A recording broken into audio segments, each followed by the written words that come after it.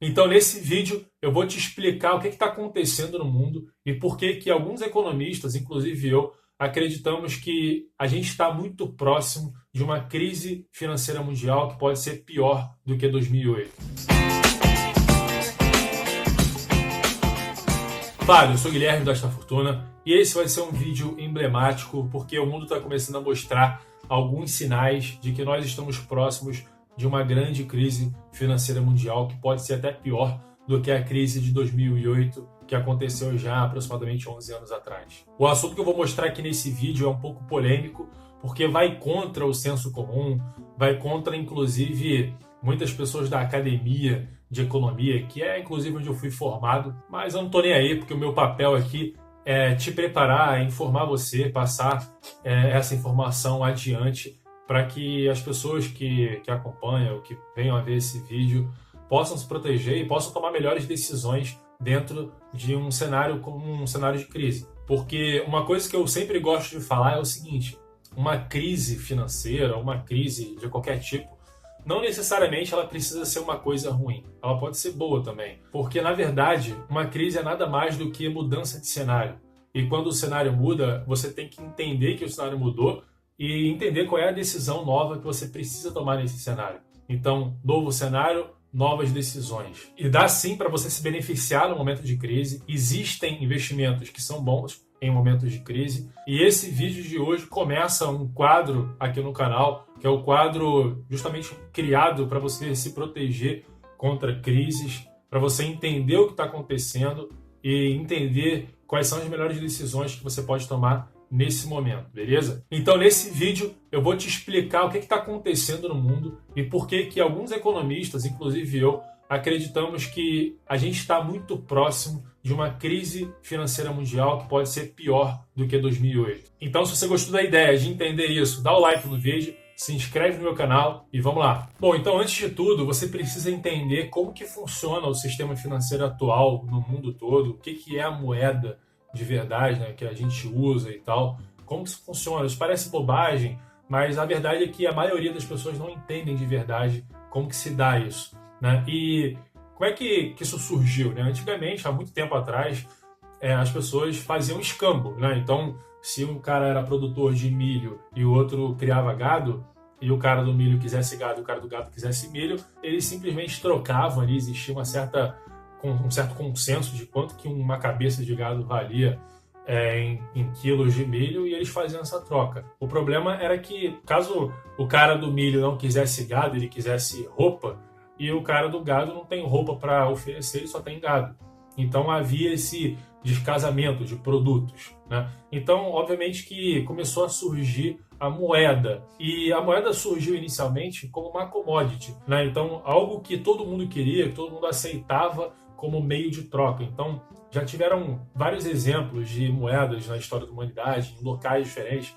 Um muito conhecido, por exemplo, é o sal, que era utilizado como meio de troca. Então, o sal ele tem a característica de ser durável e as pessoas aceitavam aquilo e tal. Ele tem alguns problemas, obviamente, não poderia hoje funcionar como uma moeda, mas funcionou durante um tempo em alguns locais, alguns lugares. Mas, obviamente, chegou num ponto em que surgiram as moedas metálicas, né? Os metais preciosos, ouro, prata e assim por diante, porque foi o mais próximo do que a humanidade conseguiu chegar do que precisa ser uma moeda, né? Um meio de troca, reserva de valor, ele precisa ser algo aceito por todo mundo, enfim. Então, lá atrás, de uma forma bem simplificada, como é que funcionavam os bancos, né? Existiam bancos, mas os bancos eram locais em que você colocava o seu dinheiro lá, os seus ouros, para você não precisar guardar isso em casa, ter que circular com isso, né? Então, vamos supor que lá, séculos atrás, você saísse de Paris e fosse para Lisboa, tá? Então, você não quer carregar ouro porque você corre risco de ser assaltado nessa viagem, no meio do caminho, uma viagem longa e tal. Então, lá atrás, quando surgiram os bancos, eles eram mais depositários de ouro, né? Digamos assim, os metais preciosos. Então, você colocava lá o seu ouro, né, no banco e pegava um certificado de que você tinha X quilos ou X gramas de ouros depositados naquele banco. Então, se você quisesse utilizar o ouro, você voltava no banco com o seu papel, com o seu certificado e sacava a quantidade que você precisa. Só que isso, em algumas regiões, começou a ficar tão comum que as pessoas passaram a utilizar esses papéis, esses certificados de depósito de ouro, para comercializar coisas, né? Então isso começou a ficar aceito e foi mais ou menos assim que surgiu a moeda, o papel moeda, que era nada mais do que um certificado de depósito com 100% de lastro em ouro. E aí lá atrás, há muito tempo já os bancos emprestam dinheiro, né? Os bancos no início emprestavam capital próprio, né? Grandes famílias que eram muito ricas, elas tinham grana e elas queriam emprestar para pessoas em troca de juros. E tudo bem, por aí, até aí não tem nenhum problema, né? Mas quando os bancos começaram a perceber que as pessoas não estavam voltando para sacar aquele ouro, que elas estavam usando aquele papel, eles começaram a emitir mais daquele papel. Eles começaram a perceber o poder que eles tinham de simplesmente pegar um pedaço de papel, assinar que aquilo ali vale uma determinada quantidade de ouro e emitir aquilo, né? E colocar aquilo em circulação na rua, né? Só que eles tinham um certo limite de fazer aquilo, porque alguns bancos sabiam que os outros estavam fazendo, então eles sabiam que existia um certo risco e tal, e eles não faziam isso em larga escala, digamos assim. Mas isso era considerado uma fraude, e quando o governo, o Estado, digamos assim, descobriu esse mecanismo, ele cresceu o olho, obviamente, né? O Estado não perde tempo, ele cresceu o olho para isso. E aí, até certo ponto, essa história explica o surgimento do Banco Central, principalmente o Fed, o Federal Reserve, que é o Banco Central americano, que foi criado em 1913. E esse conceito surgiu com a ideia de que o Estado tomou para si o monopólio da moeda, porque a moeda antigamente não era monopólio estatal, existiam várias moedas privadas, né? Vários bancos emitiam a sua própria moeda, inclusive nos Estados Unidos existiam vários tipos de dólares em circulação. Então, quando o Estado tomou para si o monopólio da moeda, ele colocou a lei ali de curso forçado, de que você só pode negociar com aquela moeda, você só pode usar aquela moeda com o carimbo do Banco Central. E aí ele começou a imprimir dinheiro além daquilo que ele tinha como lastro em ouro. Então, a moeda começou a perder um pouco desse lastro em ouro. O Banco Central começou a imprimir cada vez mais dólares. E isso não aconteceu só nos Estados Unidos, isso aconteceu no mundo inteiro. Hoje em dia o mundo funciona assim. Como é que funciona hoje o sistema financeiro mundial? Ao contrário do que muita gente ainda pensa, a moeda hoje em dia não tem lastro nenhum em ouro. O real não tem lastro nenhum em ouro, o dólar tem lastro zero em ouro, o euro tem lastro zero em ouro, e principalmente as principais moedas do mundo que você pegar, elas não têm lastro nenhum em ouro. São simplesmente papéis em circulação que têm valor porque as pessoas acreditam que realmente aquilo tem algum valor. E também tem um valor pela lei de curso forçado, né? Que o governo estabelece que você é obrigado a utilizar aquela moeda e acabou, e é isso aí. Agora, qual é o problema disso para a economia, né? Sempre que você tem mais de um produto em circulação, menos esse produto vale. Imagina uma feira, tá? Imagina que na feira tem uma rua assim ocupada por feirantes vendendo seus produtos e só tem um cara que vende banana. Então ele vende lá algumas bananas. Como ele é o único, ele bota o preço que ele quiser. Agora imagina que surge um outro cara, um outro feirante que também resolve vender banana, porque ele viu que o cara está vendendo, ele está vendendo caro. Ele fala, pô, esse cara ele é o único que vende banana, se eu vender banana também aqui, eu também vou ganhar uma grana, porque o cara está ganhando dinheiro, ele está vendendo caro e tal. E se surgir mais um feirante vendendo banana, vai ser mais banana disponível no mercado. Então a banana vai cair o preço, né? Vai surgir uma concorrência ali e tal, e o preço da banana vai cair. Então você percebe que tudo aquilo que é escasso no mundo vale muito mais do que tudo aquilo que é abundante. Então isso não é diferente para a moeda, não é diferente para o dinheiro. Quanto mais dólares tem em circulação, menos o dólar vale. E isso é nítido se você olhar para as estatísticas de inflação em dólar. E um dólar de 1913 é equivalente a 25,43 dólares de hoje. O dólar perdeu aproximadamente 97% do seu poder de compra nesses últimos 105, 106 anos. E eu estou falando do dólar, tá? Eu não estou falando do cruzado, nem do real, nem dos réis e do cruzeiro novo e de todas as moedas que a gente teve aqui no Brasil. Estou falando do dólar. O dólar perdeu 97% aproximadamente do seu poder de compra desde que o Banco Central, desde que o Fed foi criado nos Estados Unidos. Ou seja, aquilo que os economistas dizem que é inflação, né? Eu aprendi isso na faculdade de economia, que inflação é alta constante dos preços, generalizada, etc. Mentira, esse é o efeito que é causado. A inflação, na verdade, é expansão monetária. Quanto mais moeda tem em circulação, moeda sem lastro, moeda impressa, além da produtividade, além do crescimento da produtividade da economia, mais inflação essa economia vai ter. Então, inflação é a expansão monetária, intervencionista, causada pelo Fed, pelo Banco Central, pelo Fed ou por outros bancos centrais.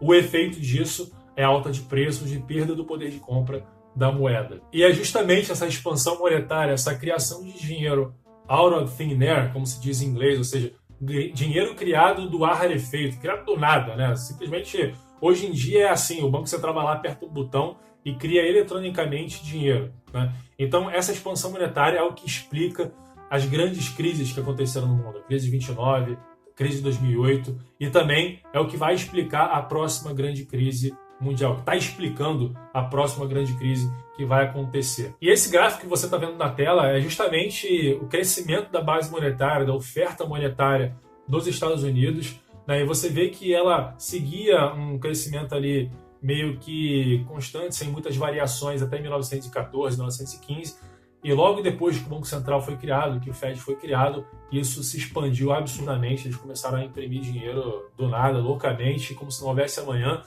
E isso culminou justamente na crise de 29, porque quando o Banco Central cria dinheiro do nada e joga isso na economia, isso causa bolhas, né? Causa uma euforia sem explicação, que causa bolhas em mercados financeiros, bolhas de ativos, e essas bolhas, uma hora, elas estouram, né? As pessoas percebem que aquilo é uma bolha e aí ela explode. Então, de forma simplificada, foi isso que aconteceu em 1929. As pessoas dizem que não, aconteceu porque o Banco Central, porque o governo não interviu e etc. Tem um monte de explicação nonsense aí sobre isso, mas de uma forma simplificada aconteceu justamente pela excessiva intervenção, pelo monopólio do Estado sobre a moeda, imprimindo dinheiro sem lastro. E aí, a partir de 1971, quando o Nixon acabou de vez com o padrão ouro, aí ele disse que realmente aquele papel ali não tinha lastro nenhum em ouro, acabou completamente com a conversibilidade do dólar em ouro, aí as coisas começaram a piorar mais ainda. E aí você vê nesse outro gráfico agora a expansão monetária, né, a expansão da base monetária que aconteceu de 1971, na verdade desde 1960 até 2018, você vê como que eles expandiram a moeda, como que eles imprimiram cada vez mais dinheiro. E qual que é o problema disso, né? Qual que é, além da questão da inflação e tal, qual que é o outro grande problema disso? O problema é que dinheiro, ele representa dívida pública. Porque o que acontece? Quando o Banco Central emite dinheiro, como que ele coloca esse dinheiro na economia? Em geral, tá, existem algumas formas, mas em geral ele coloca na economia comprando títulos de dívida, tá? Principalmente títulos públicos, ou como vem acontecendo nos últimos 10 anos, que é o quantitative easing, eles compraram todo tipo de coisa, dívidas corporativas, ações, ETFs, fundos imobiliários, compraram um monte de coisa, né? Os principais bancos centrais do mundo. Então, o colateral do dinheiro acaba sendo a dívida. E se toda a dívida do mundo fosse paga, não sobraria $1 para contar a história, porque o dinheiro é igual, a fórmula é essa, o dinheiro é igual à dívida. Em outro vídeo eu posso até explicar melhor sobre essa questão, mas grava isso. Esse outro gráfico aí é o total da dívida pública federal americana, você vê que é exatamente a mesma curva, é uma crescente, exatamente igual ao crescimento da expansão da base monetária. Exatamente por isso, não é que tem uma correlação, isso aqui, não, é porque uma coisa é exatamente igual à outra, a expansão monetária é igual à dívida, tá? E aí a gente chegou num ponto hoje no mundo que a dívida pública do planeta, se a gente somar todas as economias do mundo, ela é em torno de 225% do PIB. Ou seja, a gente precisa de mais de 2 anos de PIB, de produção, para pagar a dívida, né? Para ficar no 0 a 0. E óbvio que isso não vai acontecer.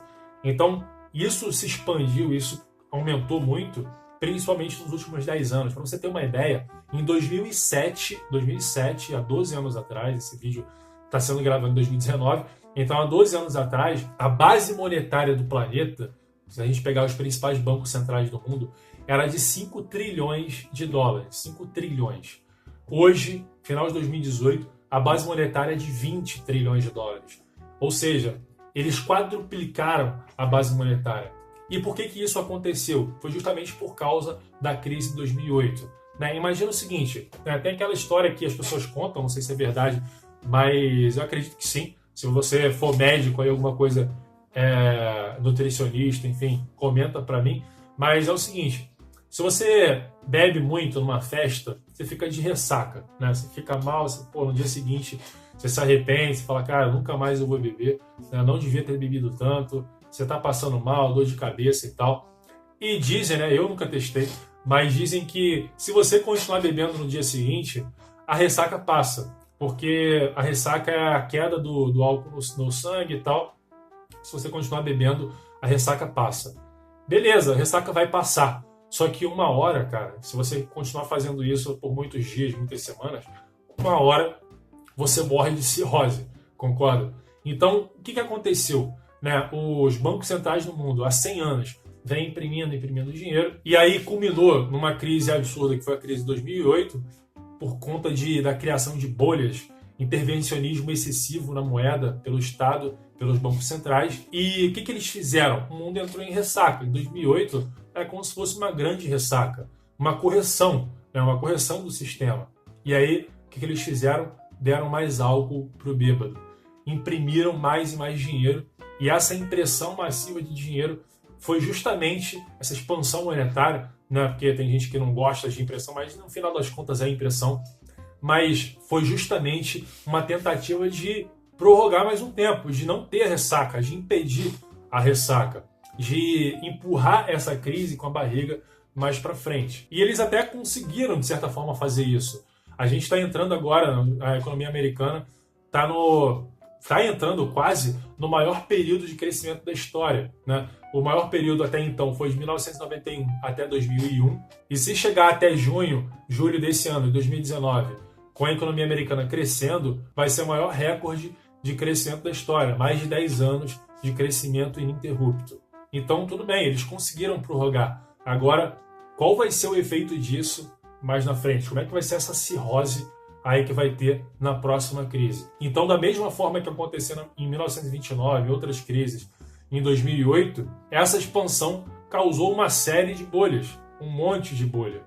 E essa bolha, uma hora, vai estourar. Ninguém sabe por onde, mas ela vai estourar. Então, esse sistema, que é o chamado sistema de reserva fracionária, ele funciona como uma espécie de esquema Ponzi, um esquema de pirâmide, né? Em que mais dinheiro precisa ser impresso, precisa ser colocado no sistema para sustentar o sistema, e acaba sendo um ciclo vicioso, entendeu? Tem uma crise porque foi causada pela expansão monetária anterior, e aí se imprime mais dinheiro ainda para salvar dessa crise, aí causa uma outra crise que se imprime mais dinheiro ainda, até uma hora que a pirâmide quebra. A gente sabe que toda pirâmide quebra em algum momento. Então, não é exatamente uma pirâmide pura, mas é uma pirâmide sofisticada, tá? Esse sistema de reserva fracionária. E o resultado disso tudo é a inflação alta. Você viu que o dólar perdeu o poder de compra, porque as pessoas falam, mas a inflação dos Estados Unidos é baixa.